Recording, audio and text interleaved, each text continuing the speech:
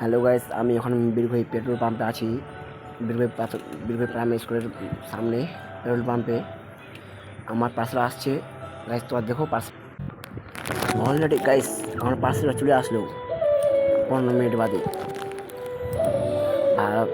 ভালো গাইস, আমি ভিডিওটা একটু কাটাকাটি করছি কেন জানো না। পার্সেল আসতে লেট হয়েছে, কিন্তু আগে যে দাদা ছিল সে আসেনি, অন্য দাদা আসছে পার্সেলটা দিতে।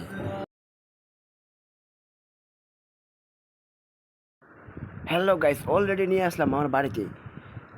এক্ষুনি খুলে দেখলাম কাপড়টা খুব ভালো, কাপড়টা পাতলা আছে কিন্তু খুব ভালো আছে।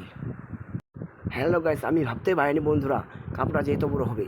আমি ভাবছিলাম একটু ছোটো হবে, কিন্তু বাড়িতে যখন ঘরে মানে আমার বেডে ওটাকে পাতলাম, দেখলাম অনেকটা বড়ো। দেখে খুব মনটা খুশি হলো। এটা আমার টিকটকের জন্য। হ্যালো গাইস, আমি আশা করি বন্ধুরা তোমরা সবাই ভালো আছো, ভালো থাকো।